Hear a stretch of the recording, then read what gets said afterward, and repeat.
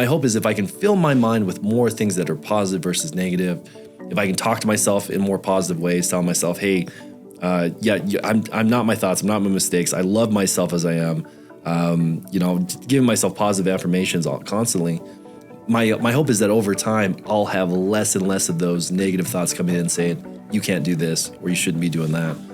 And, I'm still experimenting with that, but so far, it's cause and effect. More positive inputs, more positive outputs you're going to have.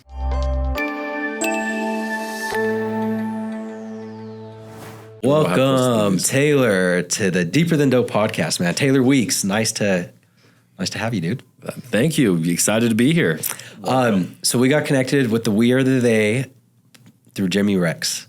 And out of the few months, you were the dude that reached out to me and we met up, and I'm super grateful because other than that, I haven't participated, which you were just talking about. You guys in accountability groups? Wait, what was it? Okay. Yeah. And that nobody else, I've done anything. I mean, that's definitely on me. It's not on anybody else.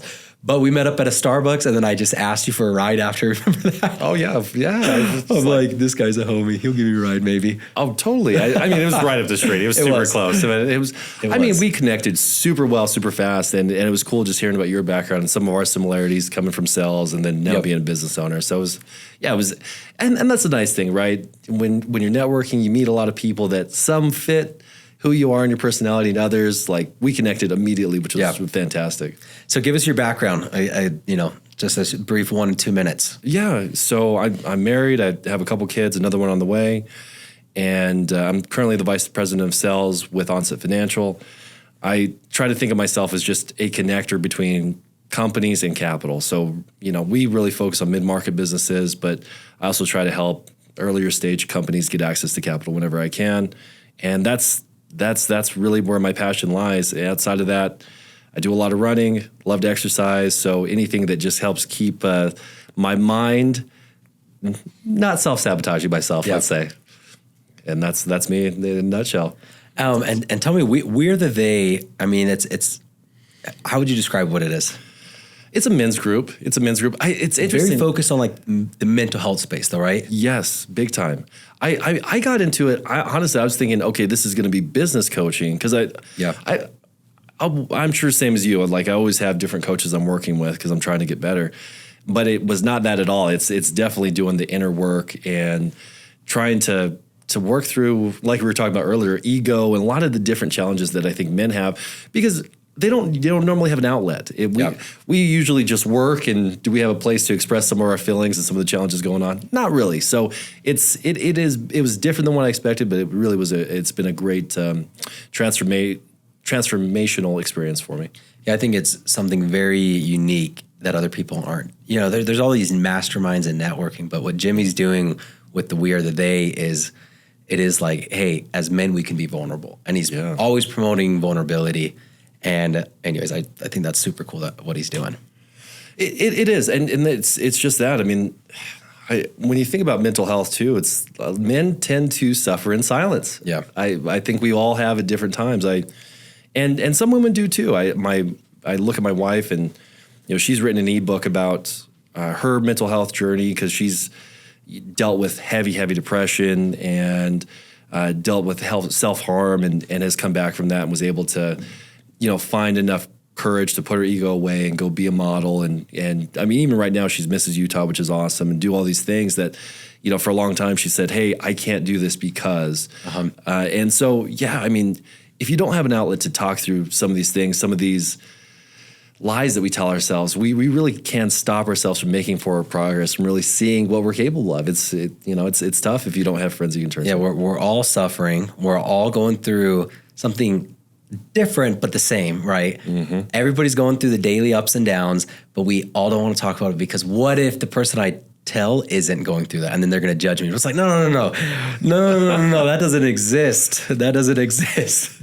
Everybody's going through it. It's just being able to say, hey, this is my struggle. What's your struggle? How do we support each other? Which I love. I love that. The boom. That's it. I actually have like a deep question on that. So recently I'm reading the book, The Surrender Experiment. Mm-hmm. It's actually about, have you read it before? I've heard of it. I might even have the book, but I have not read it yet. So I'd love to hear more. It's the premise and where I'm at. I'm not that far, but the premise is like, what happens when we stop listening to the voice inside our head and actually see the world for what it is and unlimited possibilities. So like one of the examples he says is like, oh, I went down to Mexico and I was on this quest to find myself and not know. And he comes across, he's going meditating on a hill, and these cowboys come, and he thought it was banderos trying to take advantage of him. He just sat there and meditated. Turns out the cowboys just wanted to give him a ride down the hill. And then the next day he did the same thing, and someone knocked on the van that he was sleeping in. He thought he was getting arrested. Turned out to be just a little kid that wanted to give him milk. And it was like when you can turn that voice off in the side of your head, so many possibilities open up. And so I'm curious if you've been able to see what that voice inside your head is and be able to see if it's how it's talking to you. For sure. So something I try to remind myself of all the time is stop listening and start talking to yourself, right? So I try to not just listen to what that voice has to say, because a lot of times I find it's logic trying to talk myself out of following my intuition. Our intuition knows what we need. I think our intuition pulls us towards our purpose in a lot of times. Yep. And this, Jimmy calls it the drunk monkey, this voice in your head. And I appreciate that, because the drunk monkey? The drunk monkey. He's like, just when you hear this stupid stuff going on in your head, imagine it's a drunk monkey sitting on your shoulder. and that way you don't have to pay as much attention to it. But I find so many times that it really is, because I'm a fairly analytical person. So a little bit of the woo-woo, the intuition of like, why do I want to this, or why am I being pulled towards these things when it may not make sense at that time? So logically, I try to say, oh, well, it doesn't make sense for this reason, or that doesn't fit you for X, Y, Z. So stupid, right? It's just shut up, right? Let me go follow these things that I'm being pulled towards, and let's see what happens. So I don't know. I was watching. I don't know if you guys have seen this movie Yes Man by Jim Carrey. Jim Carrey, yeah. Oh, it's funny. I just thought, why not just start saying yes to stuff, man? Stop overthinking. Stop saying no because of X, Y, Z. Just say yes and see what happens. And it's been pretty cool. But meditation has helped a lot with that voice, right? Just being able to hear the voice without having to react is one. And you were talking about meditation in that book. Do you do any meditation yourself? I do a lot of it. It's the only way to calm the mind. I mean, when you have to show up and go from emotional states, like meditation is one way to just center yourself. I think it's the best thing a human can do. I think you're probably right, man. I think you're probably right. I mean, I've crazy ADD, and I could not sleep for sometimes days at a time. So meditation is what I sleep like a baby now, because I can just focus on my breathing. I'm out. So I'm with you. I think it's a skill everybody should learn at some point. When I was in a group of very highly successful guys, and one of them was like, I have to turn on very deep sci-fi novels just to go to bed and turn my mind off. It's like, guys, if we just took a second and sat with ourselves and knew how to be there, turn your mind off. You know how you could go back and forth between conversations faster and think more clearly? It's like this superpower that most people don't understand. That's interesting. It is. And when you guys are talking meditation, is it breath, just focusing on your breathing, or are you focusing on thoughts and observations? I can't give my two cents. You go first. You sound like you have more experience with meditation. So go ahead, and I'll give you my 2 cents after. So there's a couple, like, one, there's breath that will calm the body and the nervous system to allow your mind to go deeper. Then there's also meditations as far as grounding meditation. So sometimes when you're in a highly elevated state, and I learned this from a lot of shamans, some of the friends that we've worked with, but being able to imagine different things, being in nature, being into a 5 senses reality to then connect to those happy places. So whether it's you're trying to get out of a certain emotion or into a certain emotion. So like one of the things that I'll do if I need to be in a place of creativity is I will go to one of my favorite places I've been on a vacation or a hike. It's actually in Hawaii and under a waterfall. And imagine that I'm there. I'll do that for 5 to 10 minutes. Imagine what I could see, smell, taste, everything in that moment. And it grounds your mind into a spot where you can go deeper into a creation state. Another way you can meditate is imagining things that you're grateful for. Actually, Tony Robbins does a lot of this, of like going into memories and allowing those emotions of gratitude to come in. And when you're in a place of gratitude, you can't have fear at the same time. And so if you don't have fear, there's nothing holding you back. And so those are a couple of little meditations that you can do to get to a better place of being. Man, I'm learning already. There's so many different ways. That's why I was curious. Yeah. But I have, anyways, after you go, I want to For me, breath is the easiest for me because my mind is going a million miles an hour. So I want to shut off my mind, and the other is just to observe thoughts as they come. So it kind of depends on what my intention is as far as the meditation.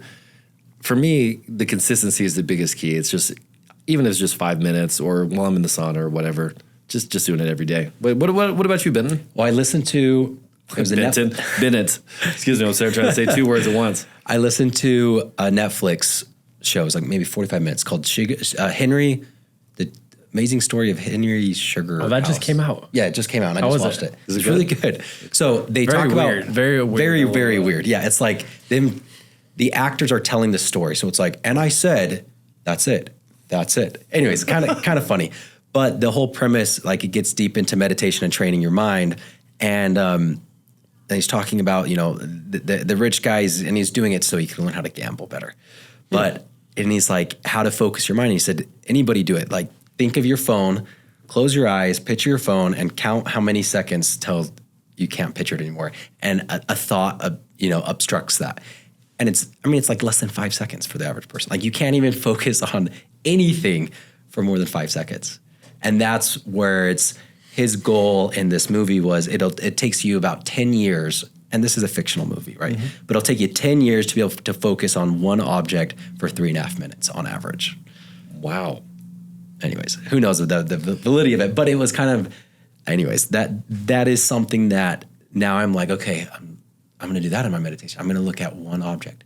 And I picked a yellow ball. And it's so hard to just focus on a yellow ball and nothing else. Interesting. But you also mentioned recognizing the drunk monkey voice for being the drunk monkey voice, which is another meditation I do with the guy, Sam Harris. Okay. And it's just observe your thoughts as thoughts. It's just a river flowing. And in fact, you are in the river. There's not even a river bank, but it's just thoughts come and they go, and you have no control over what your mind thinks. You have no idea how long that thought's going to be there or when it's going, but you can observe when it arises and the moment that it leaves, which is, just a different way of meditating, because I think the kind of more entry way of meditating is the breath.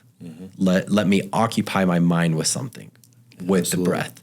Where the more advanced, in his opinion at least, is, well, I can meditate when I'm hiking, because meditation is just being aware of what's happening, including my thoughts, and recognizing a thought for a thought, which is kind of fun. I guess that's a good point, and I haven't really thought about it that way, but I'm sure we've all experienced this. You're getting a hike, and you're so in the moment. You can feel the wind on your skin, and you can almost taste the dew, and just the colors seem so bright and vibrant. And maybe that is a form of meditation in and of itself. So that's super interesting. But, I think to what you're saying as well, of just being able to focus on one thing, what an important skill set when we are constantly, you think about social media, and one of the important pieces of social media, if you want to keep people's attention, is having something change every few seconds, whether it's a color or an image, because our attention spans are so short. So if instead you can train yourself to extend that attention span to be able to focus on something for longer, the results that you'll be able to get, the efficiency and effectiveness. And that's, gosh, all of a sudden you're buying back your time. Instead of trying to do 5 things at once, you can be really good at getting things done quickly and move on. So that's actually really cool. I'm gonna try the focusing on a yellow ball or something. Focus on one thing. You think about the amounts of input.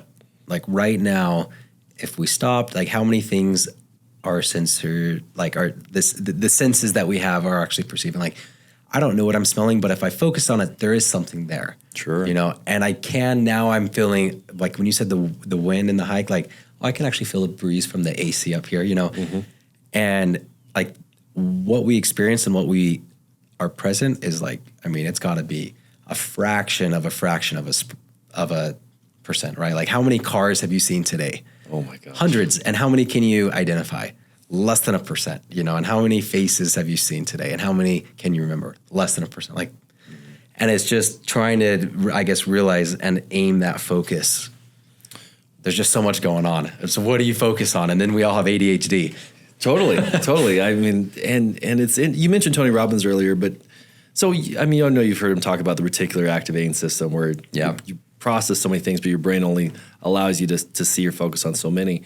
And that's really interesting what you're saying, because maybe you could train your mind to be able to hold on or notice more of the things that you want to see, just by saying, hey, I'm going to focus my attention on these certain things as I meditate, so I can see more of those as I go about my day.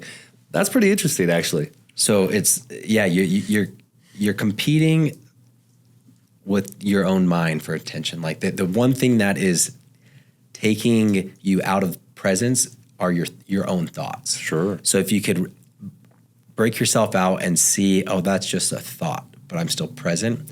And then again, this is kind of the Sam Harris guy's meditation, which I follow. Mm-hmm. And then it's by default, that'll only last for a few seconds at any given time. But can you keep doing that throughout the day? 5 times a day, 10 times a day, 20 times a day. And that's when you become like I'm distracted by everything. I have no idea what, I'm never present, and I'm always thinking in the future, focusing on the past, to being a yoga master, Totally. that they are able to just kind of clear their mind, or not even so much clear their mind, but recognize a thought for a thought and realize they're not identifying with that thought. You are not your thoughts. Sure. Yeah. It's just something that comes and it goes. I mean, what a great mantra as well. You're not your thoughts, and they're not right. They're not wrong. And sometimes I think it's easy to look at these thoughts coming through our head and say, okay, well, that must be truth, since it's coming. Where are these thoughts coming from? Where are they coming through you? And just a thought. Let it flow through you. No big deal. And here's a kicker to that. You are your thoughts if you let your thoughts control you. So be careful what thoughts you have. Well, but you can't control your thoughts, so. I'm trying to remember what the quote is, because it talks about, hey, control your thoughts, because your thoughts becomes your actions become your results, and your results. We're gonna get into free will here in a second, but it's gonna become a deep conversation. I don't know if I have enough glucose in my system to go that deep. I was telling my wife that I was like, sugar, brought some sugar with me. Yeah, seriously. This is just. Can we get some cookies in here, Kate? A 5-second activity. You stop. And you pause and you see if you know what you're going to think before you think it. And the answer is no, and therefore you cannot control your thoughts, because if you can't foresee what's going to come to your mind, how are you controlling it? And then you kind of have the tendency to say, well, I have the choice to dwell on it or not to dwell on it. Well, that's just another thought. Dwelling on a thought is just that same thought arising again and again. But again, you can't control that. You don't control your neurons, you don't control your thoughts.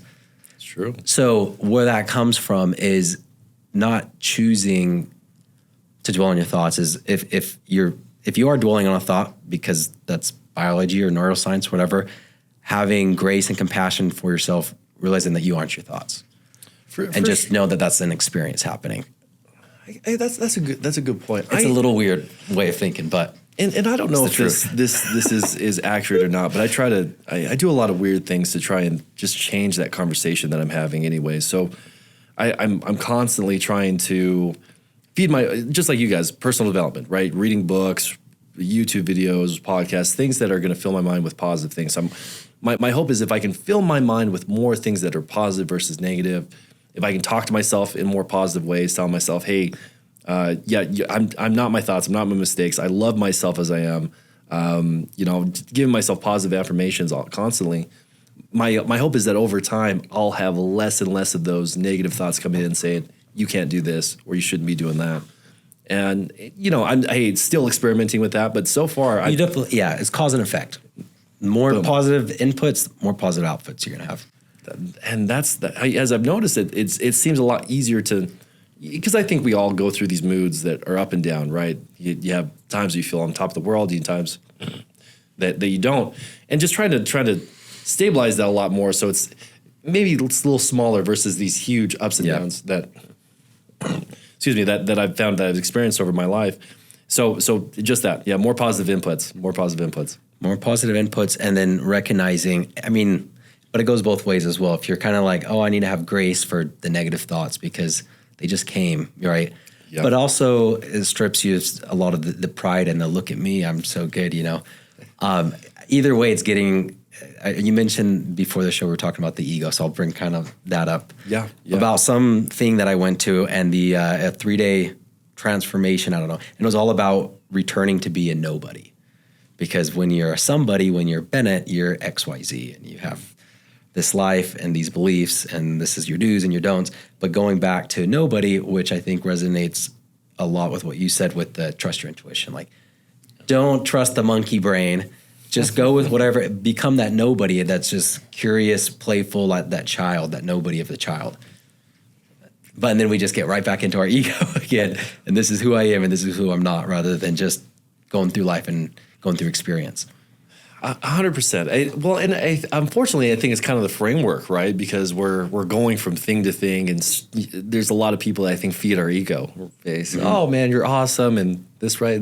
It's hard not to let that get to you. Oh, you know what? I am pretty awesome. You're dressing nice. That was the first thing I said. I was like, "Damn, this guy's handsome." Yeah. Thank you, man. Well, hey, I try to control the controllables. I can control how I dress on a daily basis, right? I can't control all the outcomes, but hey, if I can control the things for me that make me feel good, I'm like, okay, I'll probably have a better day. Yep. And but 100%, right? That the ego, it's so easy to inflate it, and then us continue to blow that out of perspective, so that we're no longer humble. But I think humility is such an important key to success in life, because success is not linear, right? Sometimes you do have to take a step back. Sometimes it could be this rocket ship that does come back down to earth. And I had a mentor that said, "Hey, on your way up, make sure you're nice to people along the way, because you never know who you'll meet on the way back down." Yeah, so, I like that. Yeah, so I just think humility, man, is such an important trait to have. And no matter what you're doing, right? I think it helps us continue to respect ourselves as well, so that if our ego's too big, and then because we all inevitably fail at something, yep, right? We don't have to beat ourselves up so heavily when those days come, because that's just part of life, right?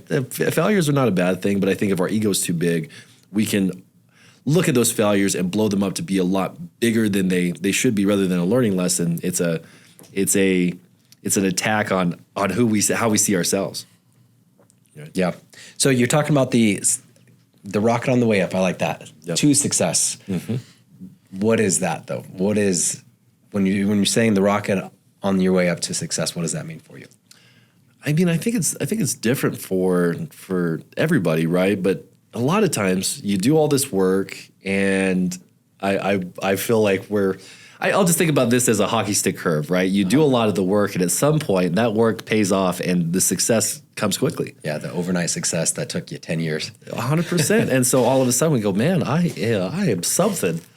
But the reality is, right, maybe that continues, but at some point you have to go back to work. You have to go back to the grind, doing the things that made you successful. I don't think anybody stays on this rocket ship for the rest of their life. And maybe they do. Maybe I just haven't met them. But I think in a lot of cases it's easy to forget, hey, this is all the work that I put in to get there, and to do this again, it's going to require the same or more level of intensity to get on the next level of that rocket ship, right? Does that make sense? I've been getting into like Buddhist teachings. Okay, love it. And it's all the yin and the yang, and I don't know if I still understand it, but like you at whatever point you are in life, every time you feel joy, you have to feel an equal of the opposite. Sure, yeah. Right? And we all kind of know there's not misery without joy and type of thing. Mm-hmm. Meaning, no, with that belief, which I do think that's accurate in my experience, yeah, there's no just going up in a hockey stick. Because every time you're going up, you have to have some other force that's the opposite, and you just have to realize kind of that balance. And then in the Buddhist teaching, how I understand it is then realizing that it's not good and bad, and they're not balancing each other out. It's just an experience, and that's it. It's just experience. There's no good and bad. I love that because labels are labels change the way that you feel about a situation in such a big way. Yeah. Oh, this was a great experience. This was a bad experience. We will remember it. We'll think about it in such the emotions we attach to those labels. That's the word I'm looking for.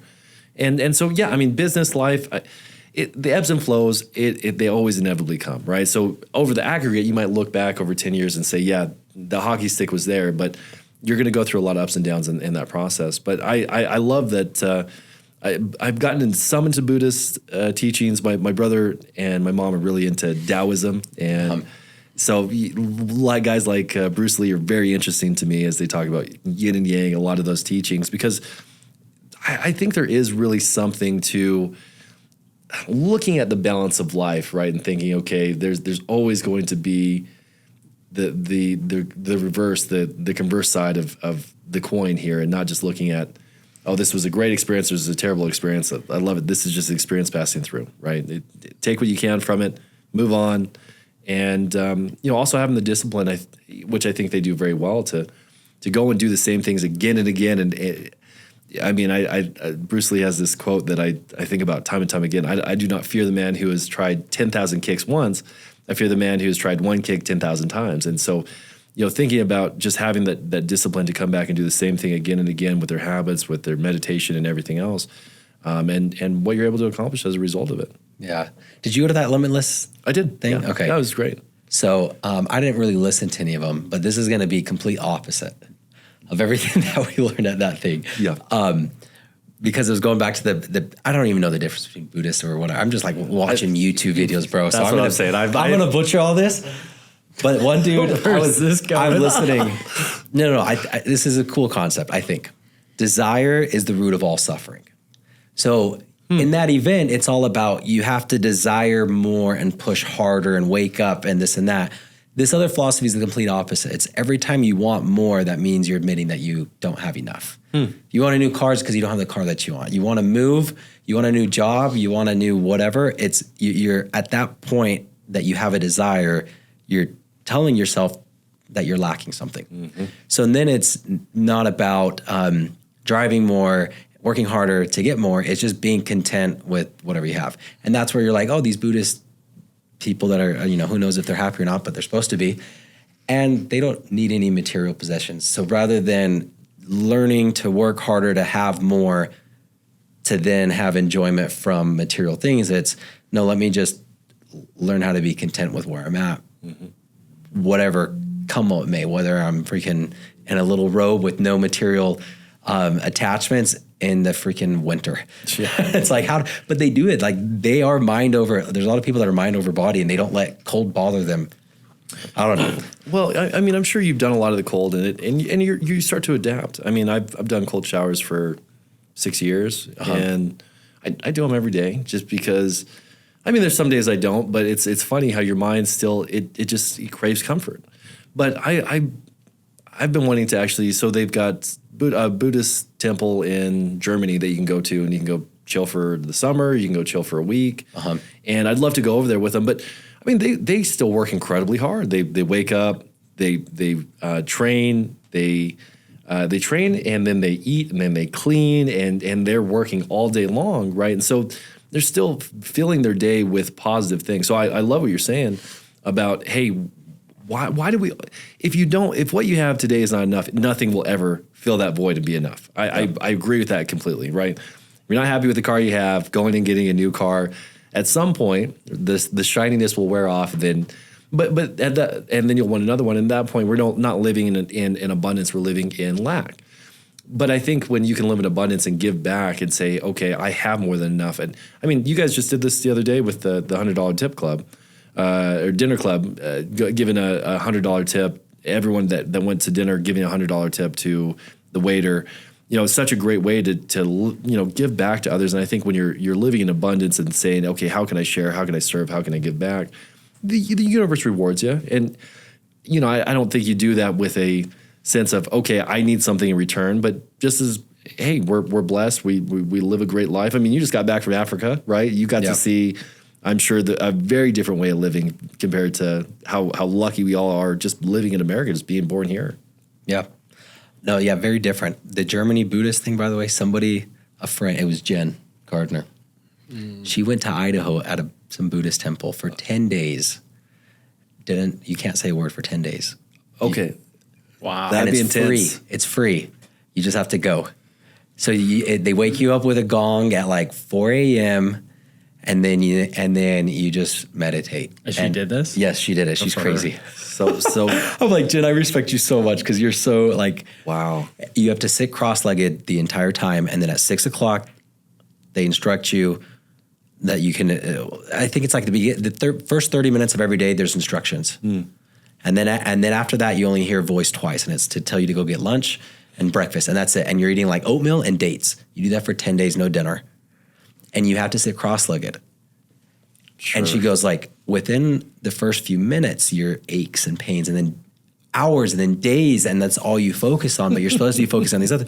And she's like, after like day 7, it dissipates, and you learn to focus that you're not focusing on I was like, dude, there's no way I could sit cross-legged for an hour. Have you seen these hips, man? Yes.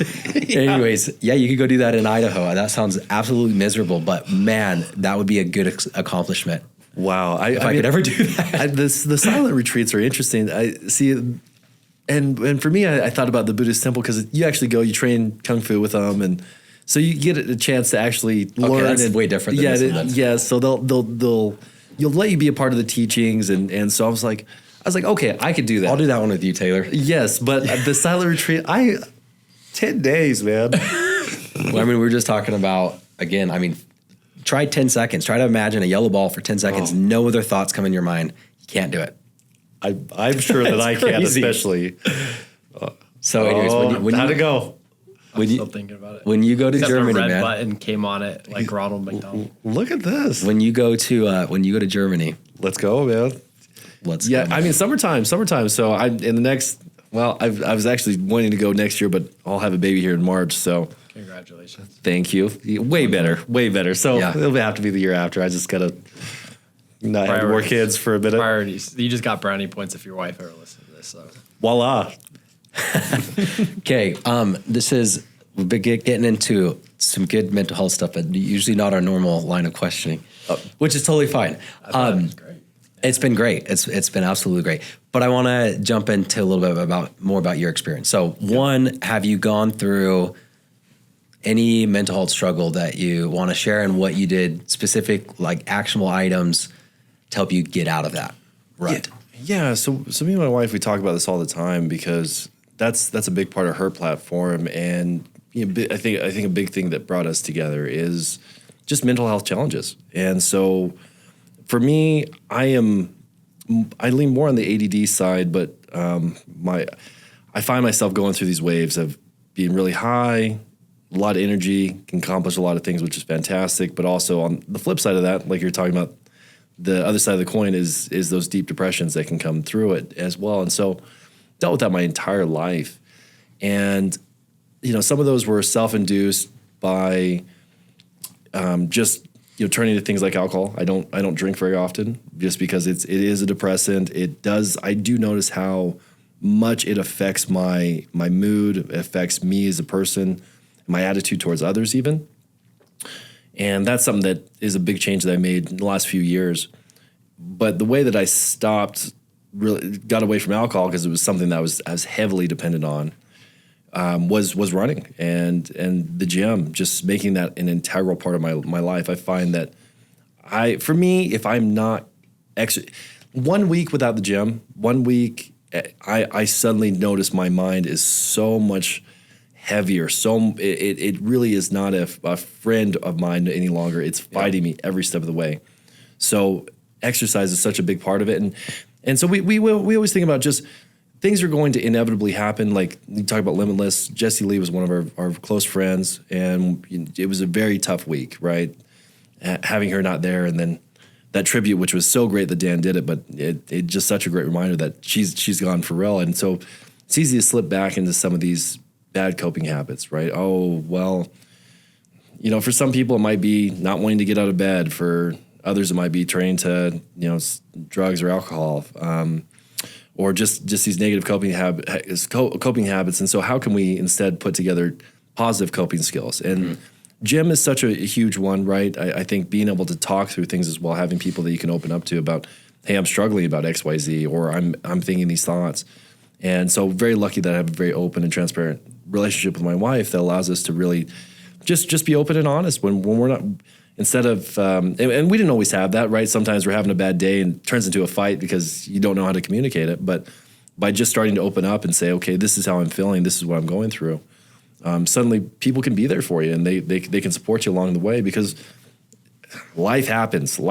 Things, I think, mental health is, and unfortunately in the social media world, we are constantly in a battle to be the best.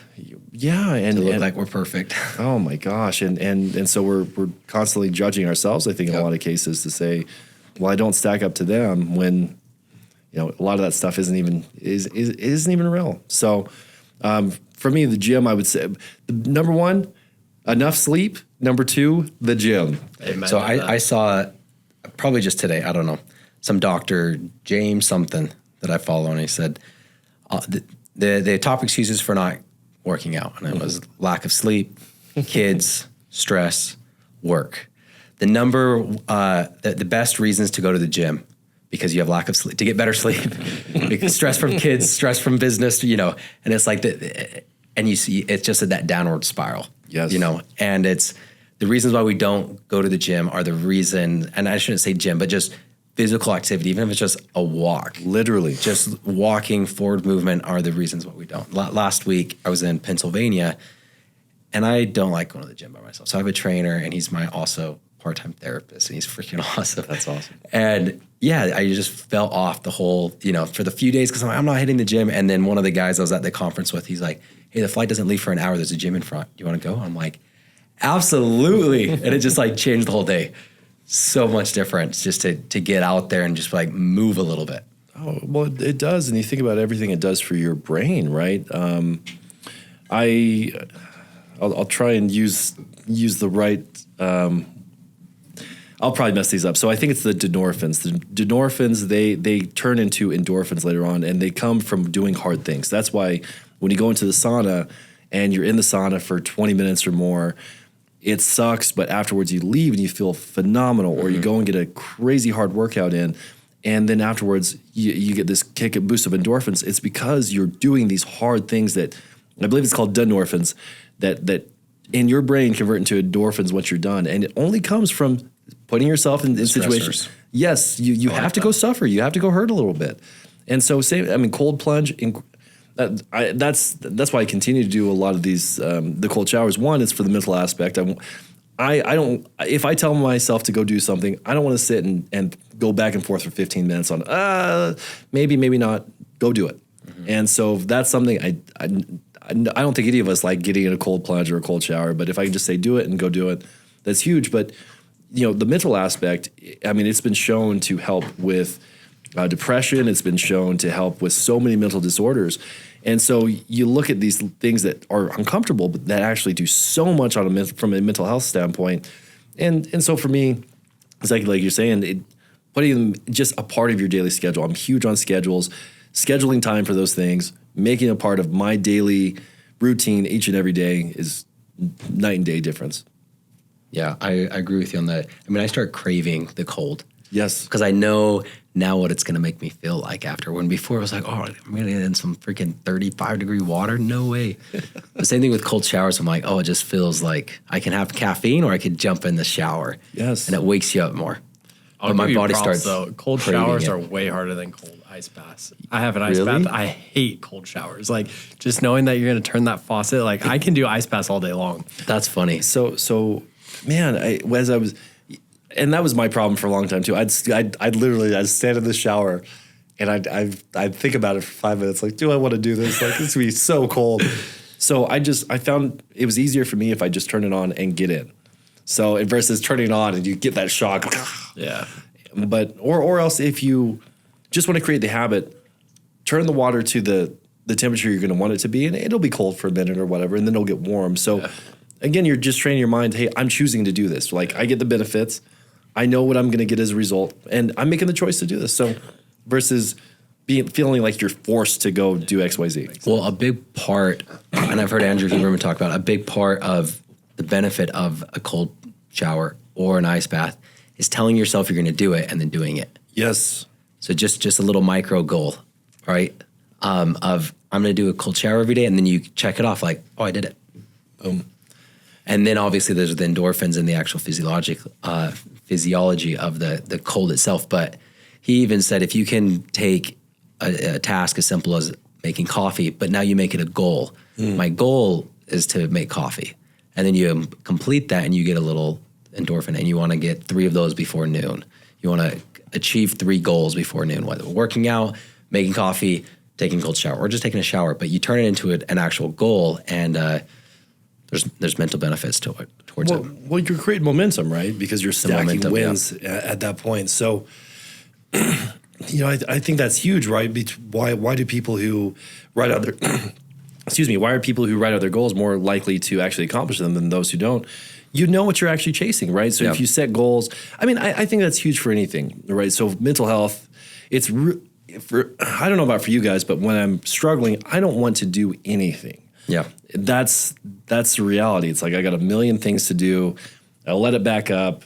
Then I get even more down on myself and I want to do nothing, right? So it's this terrible feedback loop. So instead, right, if you go, okay, well, let's just do this thing. Did that. Can we just do this next thing?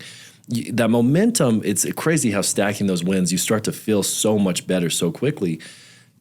Because, I don't know exactly what the science is behind why momentum is such a force of nature when you're trying to change anything within yourself. But you get through one day of that and you're like, okay, let's just do this again, starting with just this one thing. Okay, can I get these next couple goals here before noon, like you're saying? It is amazing for me that, and that's why I just schedule it every day. And I give myself, I keep a little habit tracker so I get a chance to, oh, hey, I did my cold shower. Yeah. Hey, I meditated for 5 minutes. Okay, boom. And you get that little reward. And that's still a little dopamine hit. Our brains are wired to. Well, science says, again, Andrew Huberman, and he's basically God to me. He's incredible. I love that dude. It's there. The science backs it. You do a daily task that you're already going to do, and you put it in an app or a track or whatever, and you get more joy, more fulfillment, and more momentum from it. So, 100%. Taylor, go ahead. Oh no, I was jumping to the last question, man, because we've been going at it for a little bit. If you're ready for it, unless you had something else to go for. Well, go ahead. I'm ready. You ready? What do you want to be remembered by? Wow, that is a great question. I have been thinking a lot about legacy, and my hope is that at the end of my life, I'll be remembered as someone who made a positive impact in others' lives. Was a good person. Took care of my family and did impact others in a positive way. And so, when you think about this whole idea of mental health, I guess a final thought to leave with you guys is we get addicted to some of these feelings like suffering. We may find ourselves, for me, I found a lot of that myself where I was just addicted to suffering, constantly being in this state of regret, constantly being in all these negative states where it was keeping me from being able to be my best self and help others along the way. So, when it comes to mental health, I think I just want to constantly remind people that you don't have to continue to sit in that state. You don't have to continue to be addicted to these things that are holding you back from being your best self. And, if I can help along the way, I'd love to. Okay, that was my second to last question. So usually when we ask that question, it's like, oh shit, that's a tough question. And you're kind of like, oh, that's a good question. I've been thinking about it recently. Here's my answer. And it was just flowed. What caused you to be thinking about it recently? Jessie Lee passing away. Really? Yeah, oh my gosh. This gal who, she just had accomplished so many amazing things, speaking on all these incredible stages, such a successful person that looked like she had beat her cancer and then gets a call. Literally got a call from the doctor saying, hey, looks like you're good. You're in remission. And then within a couple of days goes, hey, actually, you've got 48 hours to live. And so for me, she did get that call. Oh my gosh, man! After being told that she had beat it, this was within the same week, right? Yes, you beat cancer, and then you have 2 days to live. And so it's just for me. It was like, oh my gosh, man! It doesn't matter. Nothing that you accomplish is going to keep you here on Earth. And so with this limited amount of time, how can you make sure that you leave a legacy? Because with her, I look at how many people she impacted in such a phenomenal way, including myself and my wife. And, she did that in a lot of ways by loving, truly, she would tell people all the time, I love you. And people that you look at her and go, wow, thank you. And just try to bring out the best out of each and every one of those people. I'm like, man, what a great way to live your life and then to be remembered. So for me, I'm taking that as inspiration to try to do a lot about myself. I love that. Awesome, Taylor. Thanks for jumping on. How can our listeners connect with you? So I am on LinkedIn, Taylor Weeks, and then you can find me on Instagram, TikTok, wealthy.weeks, and I talk a lot about business and different sales tactics since that's my background. So, Okay. Thanks, Taylor. thanks, guys.